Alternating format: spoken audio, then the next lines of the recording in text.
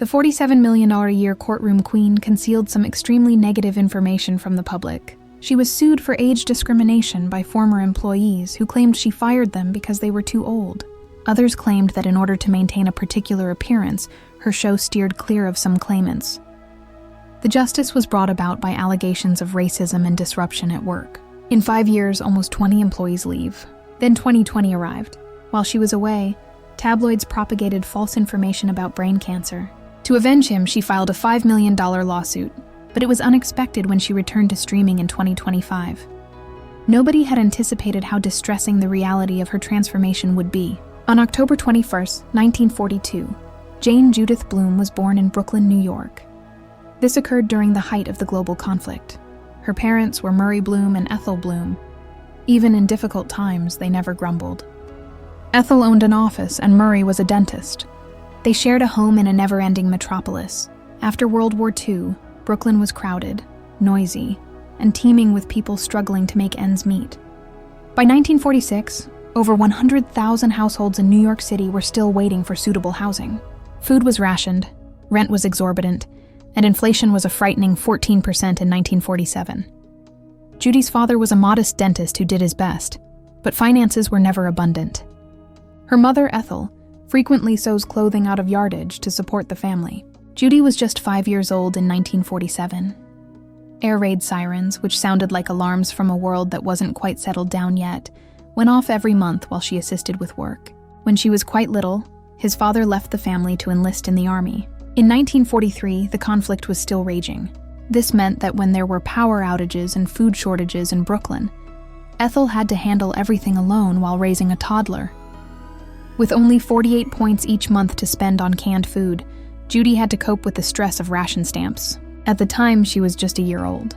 She was altered by the sirens, responsibilities, and anxiety that surrounded her. By the time her father returned home in 1945, millions of American heroes had transformed. Murray was no exception. Now 3 years old, Judy's once calm home had become more uncertain and anxious. By then, it had increased by almost half nationwide. The guilt persisted despite her parents' continued marriage. When Judy was just 4 years old, she organized activities and looked after other children in the area. She didn't simply mature rapidly. There was nothing she could do. She will always remember something that happened to her in 1955. When she was 13, she heard tales that Murray's father, her grandfather, had once been a bootlegger. In 1932, during the Great Depression, he made ends meet by smuggling alcohol around Brooklyn. The unemployment rate was 24% at the time. According to the tale, he used dentist supply lines to conceal bottles beneath the floorboards. He nearly got nabbed by police in 1934 when they were conducting a sweep that caught over 500 people. His family nearly went bankrupt. Judy was taken aback. This didn't fit with her idea of a clean life. However, she developed an interest in it, rather than becoming upset about it. She started reading up on crimes and court cases, including the 1931 trial of Al Capone. Something then began to light up for her. Avoiding danger was not enough for her. She wanted to understand it, control it, and possibly even put an end to it. Judy was 14 years old and enrolled in James Madison High School in Brooklyn in 1956. More than 3,000 people went there. However, she immediately stood out. Not due to the marks. Her GPA was roughly 2.5. However, she was present, which was an additional factor. She began to do better after joining the discussion club. By 1959, she had won 5 regional titles, but it wasn't all that simple. She skipped 12 lessons that year in protest of outdated regulations that prohibited girls from wearing pants. She escorted 20 students out of the restaurant in 1957 because to the poor quality of the meal. Her teachers were unsure on how to handle her. She argued about civil rights problems like segregation long before most high school students did, despite not being on the honor roll. Because she claimed she didn't like the clothes, she even got in trouble for lying about her notes to skip the gym. By 1958, there were more than 100 gangs in Brooklyn, but Judy never joined one because she disagreed with them. She had no desire to win anyone over. She was being Judy. The civil rights movement started to rock the nation in 1960. Judy relocated from Brooklyn to Washington, D.C., where she studied government at American University. Back then, attempts were still made to restrict women on college campuses. Pants were not permitted in class, and curfews were strictly enforced. Every indication of liberty was meticulously observed. But Judy refused to back down. She opposed the opinions of male teachers regarding women's rights, and was one of the few female members of the Pi Sigma Alpha Honor Society. She spoke up while others were reluctant to do so. The majority of women were still expected to be housewives, nurses, or secretaries at the time. 3 years after she began, in 1963, she completed her education. However, Judy didn't give a damn about expectations. What was proper was important to her. Things became even more difficult when she returned to New York after high school and enrolled in law school there. Less than 5% of American law students were female by 1963. In the hallways, people were generally cruel, stared and asked questions. She was not believed by the instructors. She didn't fit in, according to her male friends. Still, she stayed. In 1964, the Civil Rights Act was enacted. Employing someone based on their gender or any other characteristic is prohibited by Title VII of the legislation. But school hadn't caught up. Judy had to work things out on her own. She held a part-time job as a legal secretary during her time in law school. She almost accidentally discovered evidence of business malfeasance there. Someone had altered financial records. Although it didn't make the headlines, it caused her to reflect about everything. She didn't want to work for a large firm as simply another lawyer. She desired to change things. She passed the New York bar exam on her first attempt and received her JD in 1965. That was no small matter. Women were still not accepted in the legal profession at the time, and pass rates were only about 70%. Judy submitted her resume to numerous companies. She was immediately rejected by at least 5 of them, and some of them didn't even offer her an explanation. She declared that she would file a lawsuit under Title VII before it became a common practice. Judy Sheindlin had resigned from her position as a corporate lawyer in 1972, and it had been 5 years. To care for her children, Jaime and Adam, she sacrificed that. However, she learned of a position in the New York City family court system that year via a law school classmate. She took it. That decision would put her in the midst of one of the worst systems in the city. Over the following 5 years, she worked on thousands of cases involving domestic violence, child abuse, and juvenile delinquency. It was over 20,000, according to some, although that probably includes the time she served as a judge. Nevertheless, in those early days, the courtroom was extremely harsh. She had to contend with a crooked system during the already difficult 1970s. The judges wanted to ignore her straightforward approach since they didn't like it. Crime among teenagers was on the rise. In an attempt to keep children out of adult prisons, the Juvenile Justice and Delinquency Prevention Act of 1974 had recently been created, but it wasn't always being followed. She was also undergoing personal adjustments at the same time. In 1976, after 12 years of marriage, she and Ronald Levy parted ways. A year later, in 1977, she wed Jerry Sheindlin, but it didn't deter her. She persisted in pursuing abusers, discovered falsified foster care records, and advocated for reforms that genuinely reduced recidivism. She worked in an environment where child neglect instances were becoming increasingly distressing and severe. She witnessed the 20% increase in domestic violence reports throughout that decade. She gained a reputation during this period for persevering even while everything around her was failing. She took on a case that altered everything in 1975. Most investigators wouldn't have looked into the allegations of neglect against a wealthy businessman, but Judy refused to back down. The case was won by her. Some told her to quit, despite threats from unidentified individuals. She wasn't the one. When she refused to play by the rules of power and money, her colleagues were taken aback. The case occurred shortly after the Juvenile Justice Act of 1974 became operative. That statute was designed to protect children, but it wasn't always effective when the accused had a lot of money. The businessman was forced to pay more than $10,000 in fines and lost custody of his children as a result of Judy's victory. That sent a message to those who believed they would always be protected by the courts. Although it cost her personally, she gained notoriety for pursuing the wealthy and influential. It was amusing that he was going through his own custody battle following his divorce. However, her efforts did have an impact. Local modifications that reduced recurrence by 10% were implemented as a result of that one instance. For the child, that broke a hazardous cycle. In 1978, Judy took things a step further. A task group to investigate adolescent crime was assigned to her. It was among the most difficult attempts to bring about change in the city. She was still practicing law at the time, but she also led a team that could identify what wasn't functioning. People quickly realized how horrible things were. According to her research, officials were profiting from locking up children. She had a direct conversation with one man. who was convicted in 1980. He was fined $50,000. 3 others were let go. Her efforts reduced crime by 15% in just 2 years. However, she became a target since she revealed misconduct. Threats were made against her. Some of her colleagues betrayed her. In addition, she had to contend with Jerry, her new spouse, who was already married to someone else.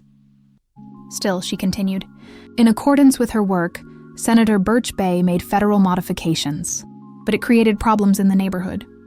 However, many children were spared from adult prisons or placed in unhelpful environments. She nearly lost her job as a result of that effort, but in 1982 she was hired as a judge. She was appointed to lead the Bronx Family Court by Mayor Ed Koh the same year. She had a lot more work to do. She decided on more than 150 cases each week. She achieved a 40% increase in court productivity. Her style was harsh, but it worked.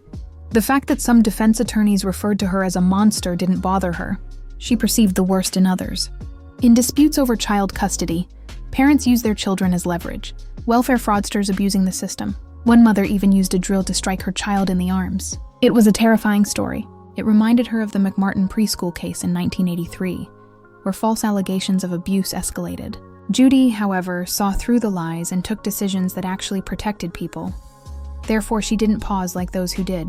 People were aware that her trial proceeded cautiously but swiftly. She was appointed a senior judge in Manhattan's family court in 1986. She made headlines once more that year. She publicly criticized it after witnessing what she believed to be an unreasonably mild sentence in a child abuse case. The defense attorneys were incensed. They demanded that she be removed, but she didn't give up.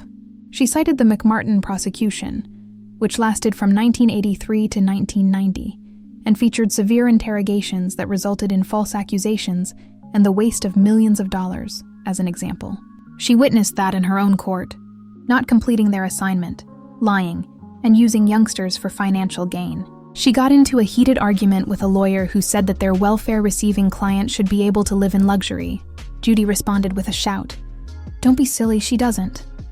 Her remarks nearly cost her her job, but they also helped her gain popularity. She exposed the shortcomings of certain social workers and attacked a system that too frequently allowed the most vulnerable to fall between the cracks. She was already well known in the New York legal community by 1990. However, she became nationally recognized that year, thanks to the Los Angeles Times. As they discussed her courtroom, one particular case caught their attention. A father who showed little concern for his children was ordered to perform community service at a homeless shelter. It was more than just a statement. "I learned how to take care of other people from it." She has rendered decisions in almost 20,000 cases by then. She had witnessed everything in her courtroom, from parents who believed that money could hide maltreatment to mothers who had children merely to receive more aid. Although she and Jerry divorced that same year, they soon remarried. She claimed that the split increased her motivation and focus. In the story, she was referred to as a legal superhero. It wasn't incorrect. In 1993, her first novel was published. The title was as straightforward as she was. "Don't pee on my leg and tell me it's raining." Over 100,000 copies were sold. She attacked everyone in it, including lethargic applicants, dishonest court personnel, and those who have children solely to receive benefits. She told several stories straight out of court. An unemployed woman who wishes to reside in Manhattan. Parents that treat their children like commodities. Repeatedly, juvenile offenders are allowed to roam free. She frequently made disparaging remarks about social workers, particularly when they botched up abuse situations. She witnessed similar events during the McMartin trial, where 360 false charges were brought about by coerced interviews. The novel didn't hold back, and neither did the readers. They thought it was great. She was featured in a report on 60 Minutes that same year. She was seen reprimanding a man for lying in court. It was a weird video, TV manufacturers suddenly called. She discovered lies while handling over 150 cases each week. Now everyone in the nation wanted to watch her perform live. In September 1996, Judge Judy debuted on television. When she appeared on screen, everything changed, even though it wasn't intended to be a hit. She judged actual events with the same scathing tongue. The scores were initially quite low, at about 1.5, but it had increased to 2 by the end of the first season. 1. Compared to other shows, she was moving more quickly. At first, many were shocked. The tales sounded authentic. It was impossible for anyone to get through a hearing by lying. According to a February 2000 history special, The show's creators had no idea it would become so famous. Everywhere, people started to recognize her. At its height, the average daily viewership of the show was at 10 million. In 1997, the second season was seen by 4 million people. 3. When she finally reached 4, she even surpassed Oprah. 4. And violating a 10-year-old rule. At first, many were shocked. The tales sounded authentic. It was impossible for anyone to get through a hearing by lying. According to a February 2000 history special, the show's creators had no idea it would become so famous. Everywhere, people started to recognize her. At its height, the average daily viewership of the show was at 10 million. In 1997, the second season was seen by 4 million people. 3. When she finally reached 4, she even surpassed Oprah. 4. And violating a 10-year-old rule. An instance that comes to mind is a heated argument over pet custody. People said that the same incident included fraud, threats of neutering, and assault. People were unable to look away from it. Sheindlin was earning roughly $1 million annually at the time, but everything changed when the show became popular. She was receiving roughly 9 million views every day by 2008. She gained notoriety on television for her uncompromising stance against lies, scams, and animal conflicts. When a family dispute over an estate swiftly descended into violence in 1999, it was one of the show's most thrilling episodes. There was a 20% increase in ratings. The story was well received by many, particularly when Judy was honest. She was earning $7 at the time, $8 million annually. She would place her wage requests in sealed envelopes and leave if they weren't fulfilled, shocking the CBS staff. But it did work. By 2001, she was using Craigslist to execute a phony car sale scam. On TV, there was a $7,000 scam. Outside the show, actual people were arrested because of the outrage. People witnessed more than simply enjoyment. They witnessed right doing. Then 2005 arrived. Everyone in Hollywood was startled when she received a salary agreement after 10 seasons, $25 million annually. After 2 years, it had grown to $30 million. She was clear that if CBS didn't agree, she would create her own show. That was a wise move. She had 9 in 2010. 6 million people watch every day, more than Oprah. She owned homes across the nation, earned $500 million, and purchased a $24 million plane. A terrible incident occurred behind the scenes of Judge Judy in 2007. After being fired, former associate producer Karen Needle swiftly filed a lawsuit, claiming that the show was biased and had treated her unfairly. The woman claimed that it was unfair treatment, but Judy and the other team members argued that success, not harsh treatment, was the main focus. Just as one storm was intensifying, another one passed through. A second director, Jonathan Sebastian, filed a lawsuit against the show in December 2007 with similar allegations, but Judy was never one to give up. She appeared in court and prevailed both times. The cases did not harm her. They turned around. The ratings were really high. By 2008, around 10 million people watched Judge Judy every day. As a result, it became the nation's most watched national court show. Many folks were unable to look away. Judge Joseph Wapner and other critics branded Judy disrespectful, while some employees claimed she was too impolite. But Judy remained still. She informed them that she was too busy to fight. Strangely, the pandemonium strengthened her. Her straightforward trial approach, with a $5,000 claim cap, became its own kind of addictive television. In 2010, after 14 years, Judy received her first Daytime Emmy for Outstanding Legal Program. But there was problems even at that moment. Many individuals were incensed over a case involving a teenage suspect. Judy asked the teenager about damaging a pet and breaking televisions. And when she made a homeless boy cry on TV, people were immediately upset. Some folks felt it was offensive. Wapner came out once more, accusing her of being arrogant and lying about what true judges ought to be like. But people continued to observe. At that time, there had been more than 2,000 episodes, and 6 to 7 million people watched them every day on average. There were no ethical reviews opened. Judy said that because she was teaching children responsibility, what she did was acceptable. Her courtroom was more than simply a TV room. It was there that drama and truth met, and the drama paid off. Then, everything changed in 2013 due to an odd development in the law. It was Judy who filed the lawsuit in this instance. She filed a $1 malpractice lawsuit against her former attorney, Fred Efster. There have been 7 million disagreements since 1999. 2 individuals who are involved with the show, Kay Sandyman and Switzer, claimed that Fester had failed to reimburse them for the promised fees. Judy stated in court that although she had verbally consented to include them in the agreement, the money was ruined by Fester's poor handling. The enormous sums of money earned from the show caused a conflict.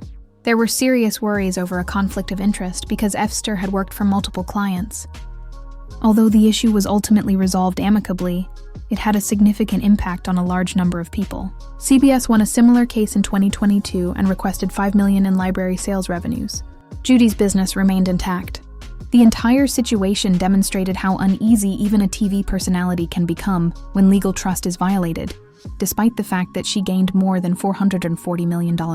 The show reached a new level of strangeness in 2015 when it featured a case of identity theft and well-known impersonators. For a $5,000 gig, a management allegedly hired a phony performer, which was a swindle for the artist and the fans. What started out as a strange small claims case swiftly deteriorated. Judy discovered stolen names and fictitious contracts. The FBI was notified. The media gave it a lot of coverage, and Vice even investigated whether certain Judge Judy cases were fabricated. In one instance from 2010, appearance fees, smashed TVs, and a cat were all involved. During that season, an average of 8 million people watched each show. During that year, almost 100 actual persons were apprehended nationwide. Judy had demonstrated how easy it was to fabricate celebrity in order to profit. The courtroom was a different place now. It was unfair. It was live footage of an investigation into a crime. When Judy announced that the show would conclude in 2021 following its 25th season, fans were taken aback. There had been 23 seasons and more than 6,000 episodes by then. However, that was only the beginning of something more significant. In 2017, she sold over 5,200 hours of show episodes to CBS for between $95 and $100 million. Although it was a covert transaction, it was a wise decision. While syndication was declining, streaming was increasing. Judy sold her trial recordings and made a tidy sum of money. She earned $47 million a year. The news devastated people and social media exploded. There were those who felt deceived. Judy wasn't finished yet, though. She was in charge of all the concepts for Judy Justice, a new program she launched on IMDb TV. Her judge has heard over 10,000 cases and rendered millions of dollars worth of decisions by 2019. She was well known for her catchphrases, such as, "I eat morons like you for breakfast." The sale wasn't the conclusion of a tale. It demonstrated that Judy had established a business that was valued at over $1 billion. Long before all of this, in 1964, she wed lawyer Ronald Levy. She had recently graduated from New York Law School and was only 21 years old. Jaime and Adam were born in 1966 and 1968, respectively. However, the marriage deteriorated. Ronald, he told her to stay at home. Her work as a lawyer was a hobby, he claimed. Judy never forgot that. After managing her work and children for 12 years, she eventually quit in 1976. She concluded by saying that not going sooner was her worst error. She was upset that they had parted ways. After putting in a lot of effort, she was chosen to serve as a judge in 1982. Years later, she considered it a turning point. Her children performed nicely. Jaime rose to the top of the company. Adam became a district attorney, just like her. Then Jerry arrived. She met Jerry Sheindlin in a pub when she was 17 years old. Although they were no longer together, he was still married. Judy left immediately. She advised him to get married and put an end to their separation. He did indeed. They linked their families together, and until Judy's father passed away in 1990, it didn't seem like they could separate. She was heartbroken. Jerry wasn't there for her, she stated. She gave him the divorce papers the following day. In a heartbeat, 13 years had passed. But love endured. The following year, in 1991, they were remarried following couples counseling and some hard facts. Judy then joked that men are essentially the same. By 2025, they had been together for 48 years following that one-year separation. The 68-year-old judge Judy Shind began speaking more slowly in March 2011 while filming her show in Los Angeles. Her eyes didn't seem focused, and her speech were slurred, so the team realized immediately something was wrong. She had claimed to have double vision earlier that day, but she didn't give it any thought. She attempted to get through it on camera. However, someone dialed 911 without her consent. When the rescuers arrived, they believed she could be experiencing a transient ischemic attack, a little stroke that can occur just before a larger one. She was immediately brought to the hospital, examined, and released home the following day. Judy later stated that it might have been a minor TIA that passed fast or dehydration. For the first time, fans who were accustomed to her extremely acerbic language noticed her becoming weak. The release of the video sparked a great deal of concern on the internet, but it did more than just make people feel sorry for them. People were kept alive by it. Judy, in her own words, advised ladies to pay attention to warning indicators. Like her, many of the more than 795,000 stroke victims in the United States that year began with difficulties speaking or seeing well. Then 2020 arrived. Judge Judy ceased to be the focus of attention as COVID-19 spread. By July, the number of cases had risen to approximately 179,000 in New Jersey alone. Rumors circulated. At 77, people assumed she might be seriously ill. The tabloids claimed she appeared weak without cause, since she had canceled tapings and skipped public appearances. However, she returned with greater vigor than before the year ended. She claimed that virtual workouts, a rigorous 1,200-calorie diet, and daily yoga helped her get back on track. She claimed that after losing 10 pounds, her immune system was better than before. When she returned, everyone was taken aback. They didn't just make a resurgence, they transformed. The pandemic claimed the lives of 17 people every day in some parts of the nation. As time passed, her narrative grew to represent strength. Her habit inspired millions of people to begin leading better lives. The most significant task she completed was on November 1st, 2021. Following the conclusion of her well-known Judge Judy show, she launched a new show on IMDb TV called Judy Justice, which was eventually renamed Amazon Freevee. This was her first show on a streaming service. When she brought her granddaughter Sarah Rose along, her admirers were taken aback. Sarah Rose was a recent law school graduate. Sarah assisted with case notes and legal research while portraying the law clerk on television. She gave the show a gentler, more intimate feel. The first show was well attended. In just a few months, Judy Justice had over 75 million viewing hours, proving that she could be the greatest without CBS. Despite pandemic-related constraints at Culver Studios in Los Angeles, she managed to shoot 120 episodes behind the scenes in record time. She continues to earn an enormous $47 million annually. As if that weren't enough, she also made $100 million from the sale of her collection of episodes. When she did that, she did more than simply change platforms. She altered the jail TV rules. She remains in control in 2025. Judy Justice has been seen online for almost 150 million hours since it debuted. When Canadian stations like City TV joined in, she rose to fame in North America. Early in 2025, a well-known episode included actual celebrities in a court case that went viral. The parties' expenses for their travel to Culver Studios were covered, and the reward was worth twice as much as the usual $5,000. When the show won its third Emmy in June of that year, Judy's shooting schedule, 120 episodes in 3 months, was made public. Her earlier lawsuits, such as the $20 million countersuit she brought against her former business partners, were the subject of fresh stories. On-demand access and Judy's Freevee station were far more popular than traditional TV as of August 19, 2025.